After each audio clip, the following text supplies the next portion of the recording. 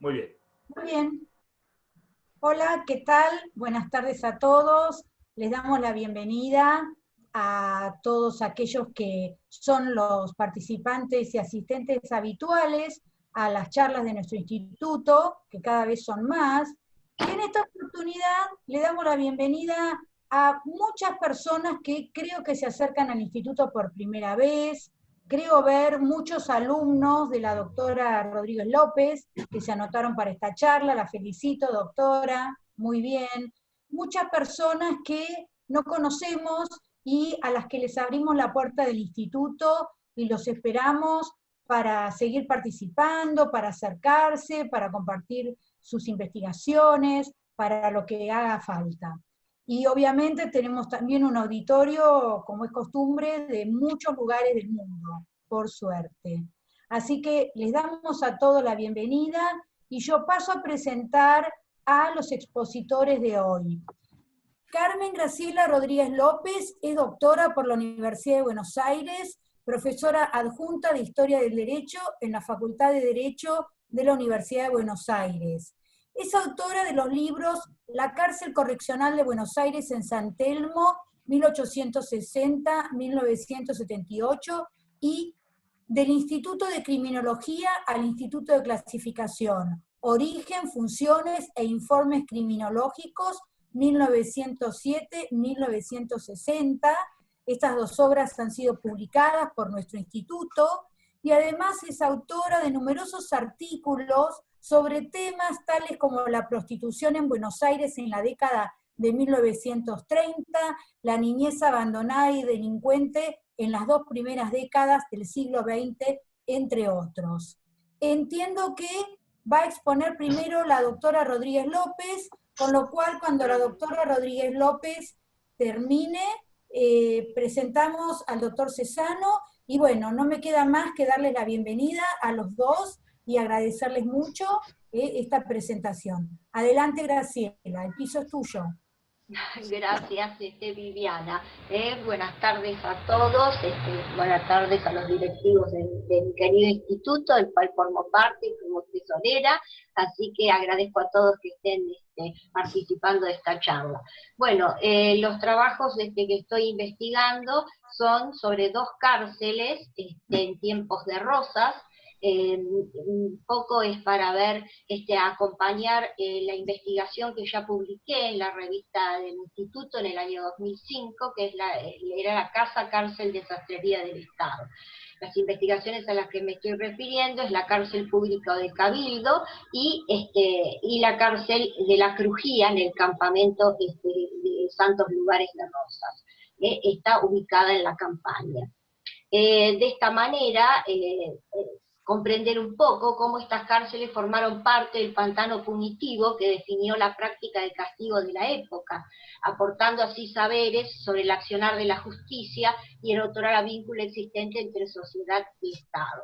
Realmente he recurrido a diversos archivos, desde el Archivo General de la Nación al Archivo Histórico de la Provincia de Buenos Aires, al Archivo Histórico Regional Brigadier General Don Juan Manuel de Rosas, en fin, y a bibliografía oficial y de referencia. Para iniciar este análisis debo señalar que hacia 1820 la ciudad de Buenos Aires tenía poco más de 48.000 habitantes y en ella había 5 cárceles. La cárcel de policía, donde encerraban a los delincuentes que infringían sus reglamentos, la cárcel de deudores de comercio, una para militares y marineros, la cárcel pública, que vamos a analizar, para acusados, y el presidio para los condenados a trabajos públicos. A todas ellas se las llamaba cárceles. Estas instituciones van a subsistir durante los 2 mandatos del gobierno de Rosas en la provincia de Buenos Aires, a las que se suman cárceles en la campaña, y entre ellas la que se inaugura en 1840 dentro del cuartel general de Santos Lugares, que se llama Crujía, y la Casa Cárcel de Sastrería del Estado, que se funda en 1848 en la ciudad. Durante el mandato de Rosas he notado que hay un único proyecto para realizar cárcel basado en el sistema Howard, anunciado en un prospecto del arquitecto italiano Carlo Zucchi, pero no llegó a concretarse.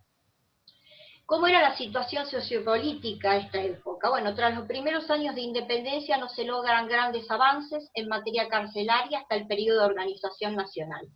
Sin duda alguna había que lidiar con el enemigo externo, ya que España no había cejado en su intento de recuperar las colonias, las firmas de tratado entre las provincias que reconocen la existencia de una federación, recogían varias de sus aspiraciones y también la pretensión de frenar, al menos teóricamente, el predominio económico y político de Buenos Aires.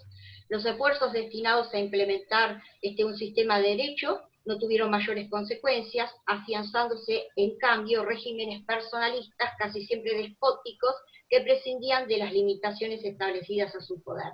Es así que en los albores de esos años de progreso y turbulencia asume al mando de las fuerzas militares Juan Manuel de Rosas, un poderoso hacendado que se presentaba como amigo del orden, con una fama de líder, había crecido desde los días de la comandancia en la campaña, y una popularidad bien ganada de militar, gaucho, estanciero y trato cordial con el indio.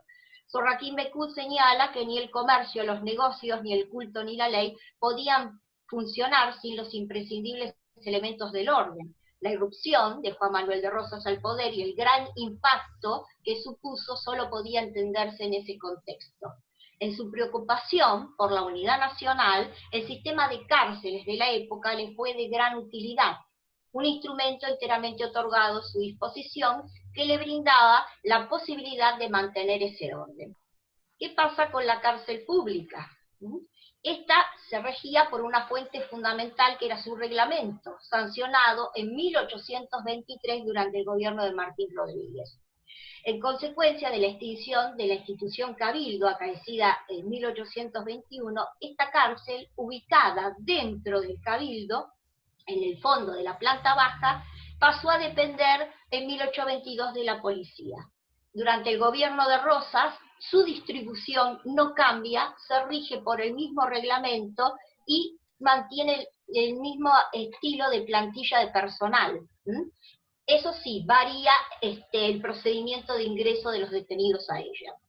Rosas trabajaba duro, decidiendo y aplicando la política por sí mismo y comunicándose directamente con sus generales políticos jueces de paz.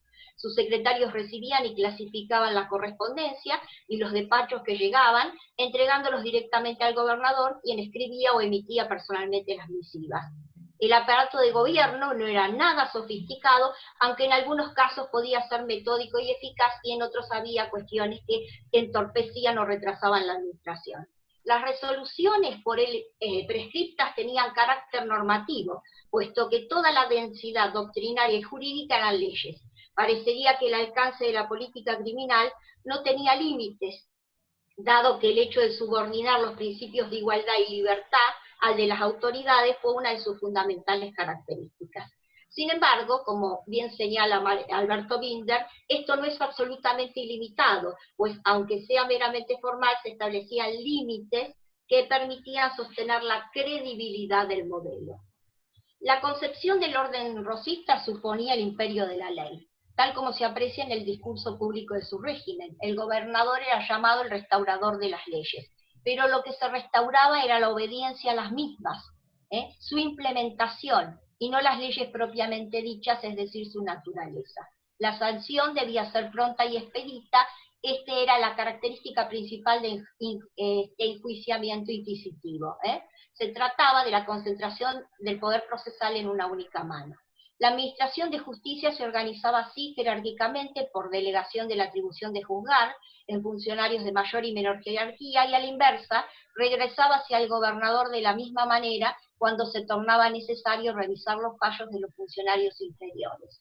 Es decir, un recurso de apelación, si se quiere, restablecido por Rosas.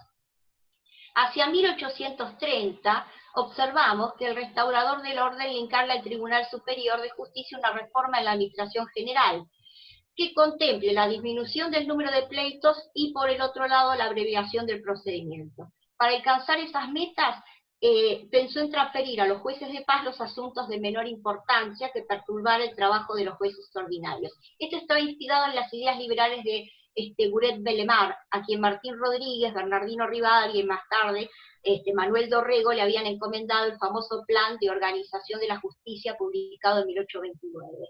Lo que era, la idea era abandonar el régimen legal y judicial colonial y también cambiar el sistema de procedimiento penal y el sistema carcelario. Lo cierto es que el jurista recomendaba el nombramiento de asesores letrados junto a los jueces de paz para evitar que tomaran decisiones arbitrarias. Esto, digamos, no se llevó a cabo y los jueces de paz en el gobierno de Rosas adquirieron mayor jerarquía, se robustecieron, y esto lo dice el mismo Rosas en su discurso a la legislatura en 1837. En lo que atañe al procedimiento policial de la época, implicaba una investigación cuyos resultados constaban por escritos, en actas, ¿no es cierto?, material sobre el cual se iba a dictar el fallo o sentencia. En los sumarios policiales, sobre todo de carácter político, podían apreciarse si el detenido había prestado o no servicio a la Federación, definiendo su actitud ideológica, dejando constancia de tal o cual hecho que coadyuvara el conocimiento de la persona y sus propósitos. Inclusive si se le daba, digamos, orden de libertad o no. Eso consignaban las clasificaciones. O sea, investigación, escrituras discontinuas, falta de debate y delegación eran en realidad caras diferentes de un mismo método para alcanzar fines políticos claramente definidos, y que por ello resultaban características interdependientes del procedimiento. Las ofensas, los robos, heridas, homicidios, deserciones, el transitar sin documentos, la vagancia, eran reprimidas casi sin excepción con un destino en el servicio de las armas, previo de haber estado en prisión. Todo era considerado crímenes graves y sus penalidades resultaban similares, de 2 a 5 años de servicio para los primerizos y de 5 a 10 de recarga de servicio más azotes para los reincidentes. Para los desertores y asesinos incurables reincidentes múltiples, Rosas le reservaba la pena máxima, que es la ejecución o el ser colgado en la plaza pública. Aparte de estas diferencias, no existió gradación de los delitos y sus penas.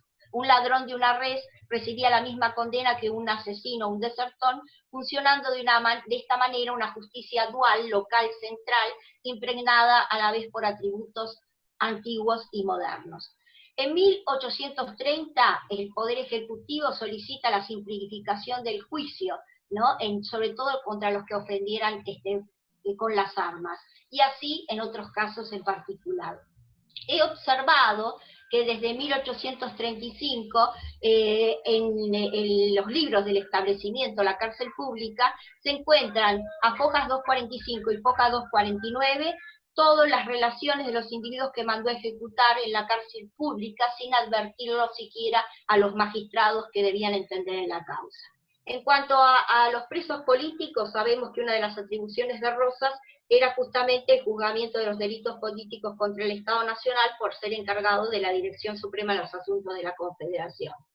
Entendemos también que a los presos políticos en esa época, los que estaban en la cárcel pública, se les daba la ciudad por cárcel, siempre que presentaran personeros para que cubrieran el servicio, digamos, de las armas.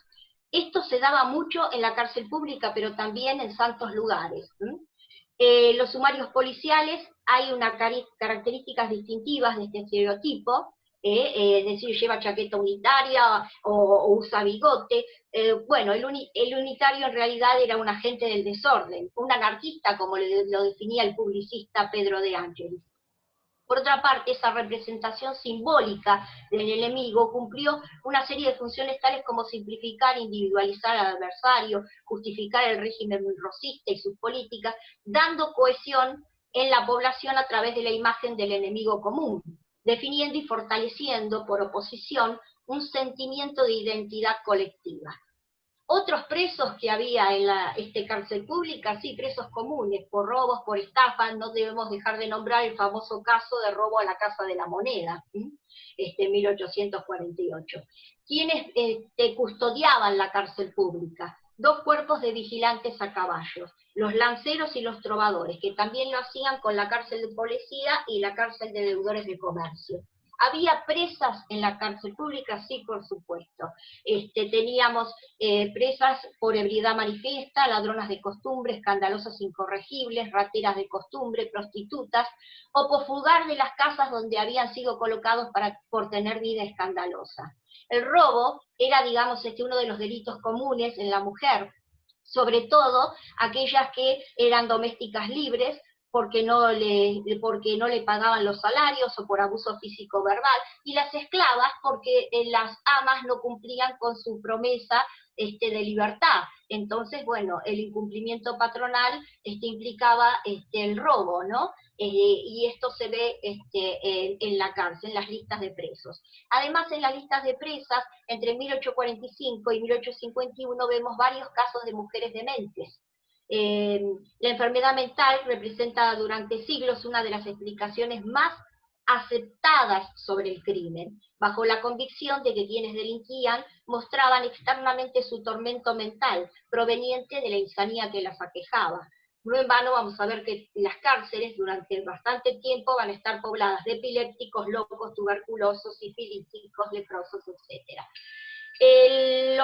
También hago un análisis de la locura y el terror en la cárcel pública respecto a estos dementes, hombres y mujeres que se encontraban en ella.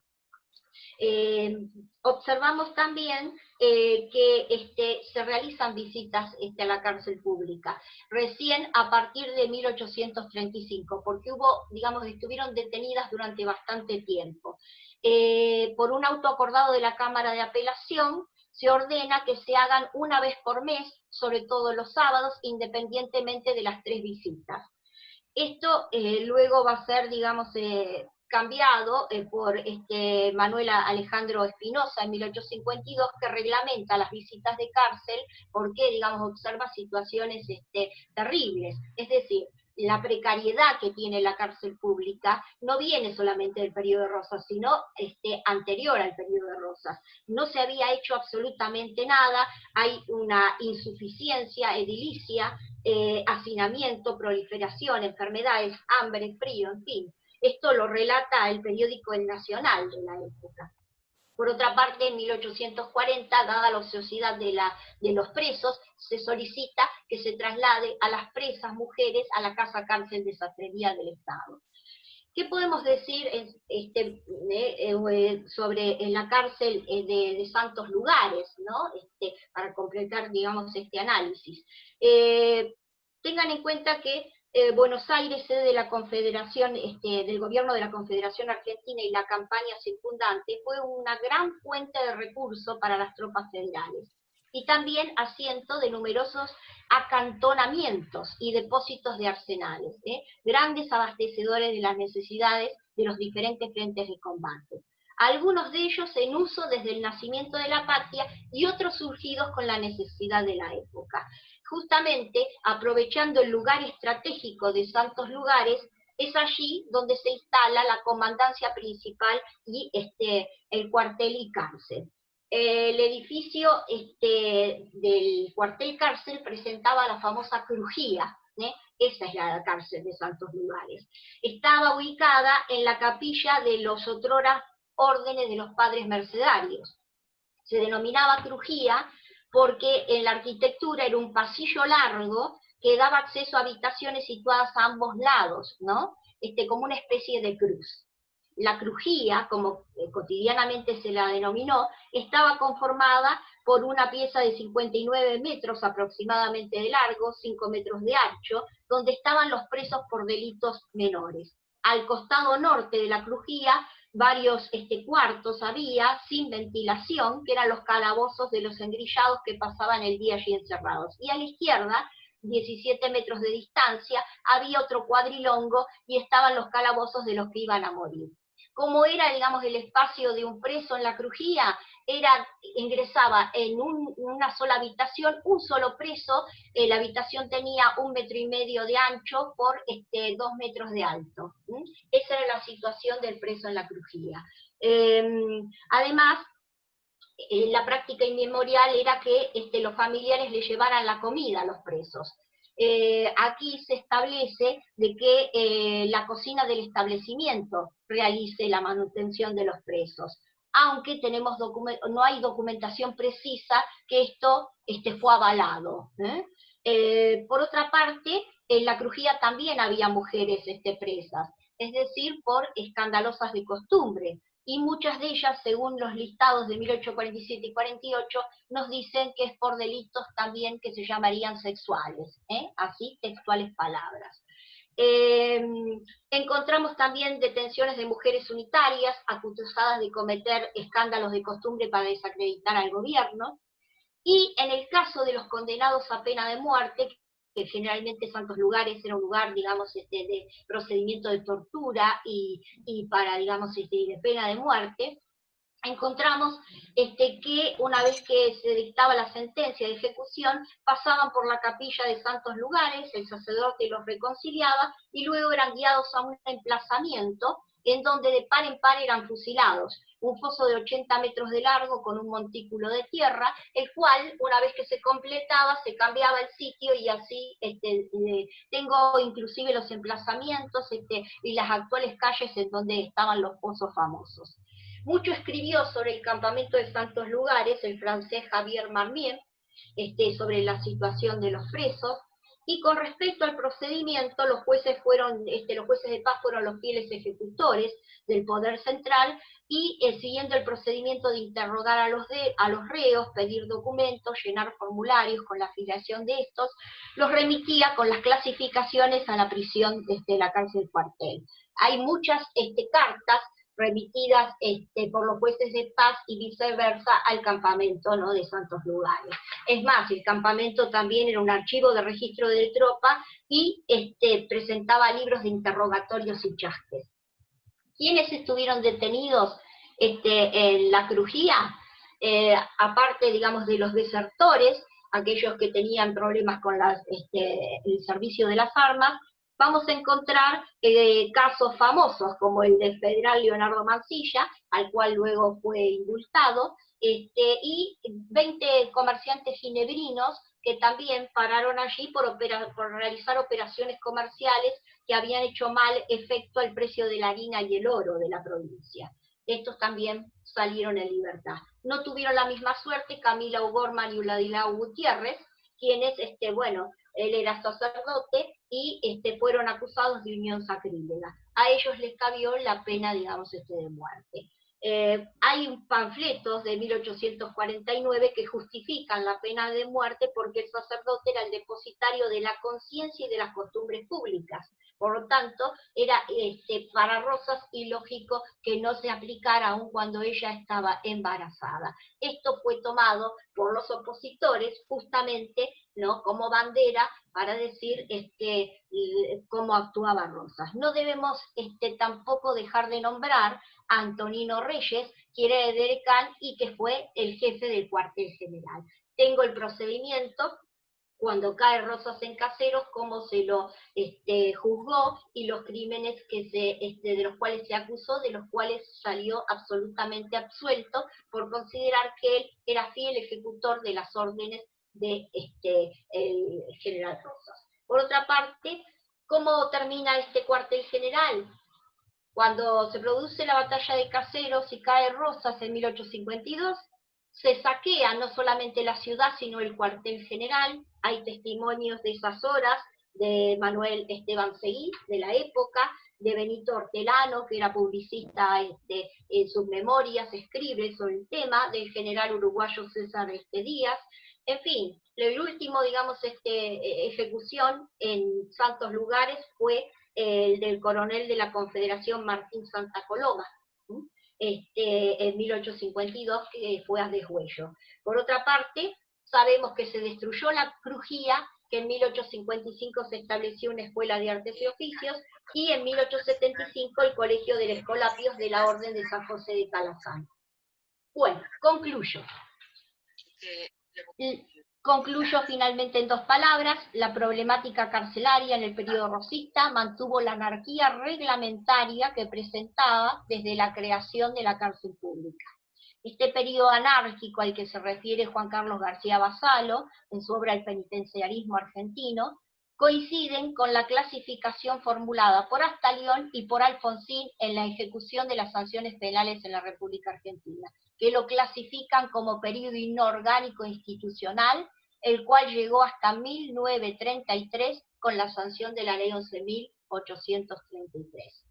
Coincido con Lila Caimari cuando señala que las realidades punitivas de todos estos periodos y también del colonial eran bastante ambiguas. Por un lado, porque la percepción de este sangriento pasado reflejaba en forma incompleta un régimen que se mezclaba lo antiguo, como el cepo, los azotes y las ejecuciones, rodeadas de teatralidad con rasgos modernos de invisibilidad de la pena e igualdad ante la ley. Así las prisiones rosistas se convirtieron en instituciones representativas del poder estatal, espacios de conflicto y resistencia, por medio de los cuales se hacían sentir la autoridad del gobernador. Cuando se produce la batalla de Caseros, a posteriori, con la sanción de la Constitución Nacional, se habilitó la privación de la libertad, separándola de toda forma de castigo, atendiendo fundamentalmente a los caracteres rehabilitadores, requiriéndose una penalidad sin tormento, en pos de lograr una imagen de igualdad que requería la sociedad justamente para ponerse a la altura de los tiempos, aproximarse a la criminalidad desde la ciencia y el modernismo. Por eso se debió demostrar que en el país ya no había arbitrariedad, caudillismo y barbarie, sino que ahora el Estado, de la mano de la ciencia, buscaba el progreso. Así, esa coexistencia entre ese afán modernizador con aquel otro castigo visible y ordinario, en cárceles superpobladas e insalubres, será desde el inicio mismo la contradicción aberrante y constitutiva de todo el sistema carcelario penal argentino. Gracias. Muchas gracias, Graciela. Quedan pocos minutos. Vamos a presentar al doctor Cesano. Si el doctor quiere comenzar y usar unos minutos de este primer bloque, y si no, vamos a tener que hacer la presentación completa en el bloque siguiente, y nos va a quedar poco tiempo para comentarios. Así que primero entonces lo presento al doctor Cesano, José Daniel Cesano, es doctor en Derecho y Ciencias Sociales por la Universidad Nacional de Córdoba, de la República Argentina, es miembro correspondiente de la Academia Nacional de Derecho y Ciencias Sociales de Córdoba, República Argentina, profesor de posgrado en las universidades de Córdoba, La Rioja, Cuyo, entre otras. Sus principales ámbitos de investigación son el derecho penal económico y la teoría de las consecuencias jurídicas del delito, sobre los que ha publicado numerosos libros y artículos. Daniel, ¿querés empezar? Tenés 5 minutos. Bueno, vamos a empezar entonces para dejar la posibilidad de que después se hagan preguntas. La exposición va a quedar necesariamente fragmentada porque evidentemente en 5 minutos no la voy a poder terminar. Daniel, sí, no. Hablar 5 minutos y en el otro bloque continuás. Perfecto, perfecto. Y tenemos menos tiempo para preguntas. Bueno, cómo no. Agradezco entonces a los organizadores del instituto la posibilidad de exponer hoy. El tema que voy a tratar se enmarca en una investigación sobre enfermedad mental y delito, sus consecuencias jurídicas penales en la codificación penal temprana. Y el propósito de la exposición es intentar reconstruir historiográficamente cómo se diseñaron en la codificación penal argentina las respuestas jurídicas frente a los comportamientos típicos y antijurídicos perpetrados por una determinada categoría de autores, los enfermos mentales. Especialmente queremos desentrañar cómo surgió en nuestro ámbito intelectual las medidas de seguridad como consecuencia jurídica para los sujetos incapaces de culpabilidad, dando lugar así a la implementación de un sistema penal de 2 vías, la pena y las medidas de seguridad. El trabajo, como lo mencioné recién, se inserta en un proyecto de investigación de mayor alcance. Sin embargo, y lo quiero aclarar ahora, no intentaré en esta ocasión indagar sobre respuestas judiciales que surgen de los expedientes penales, sino que nuestro interés en este momento se centra en analizar cómo los codificadores y la cultura jurídica local trató esta cuestión, incluyendo en esta búsqueda los diálogos que los agentes locales mantuvieron con autores extranjeros, especialmente a través de la recepción de ideas sobre esta cuestión provenientes de Europa. Necesariamente debemos de partir con el Código Penal vigente a partir de 1887. El 11 de mayo de 1881, el Poder Ejecutivo Nacional había remitido al Congreso el proyecto de Código Penal redactado por los doctores Sixto Villegas, Andrés Ugarriza y Juan Agustín García. La iniciativa fue girada a la Comisión de Códigos de la Cámara de Diputados, que recién emitió su despacho el 29 de septiembre de 1885, con la firma de Isaías Gil, Filemón Pose, Mariano de María, Bernardo Solveira y Félix Gómez. El criterio seguido por la comisión había sido de tomar como base el texto de Carlos Tejedor, por entonces aplicado como ley local en 11 provincias, y hacer las modificaciones necesarias para mejorarlo, teniendo en cuenta la opinión de los magistrados del fuero de la capital que la comisión se había ocupado de recabar. El informe escrito fue ampliado por el diputado Bernardo Solveira en el recinto.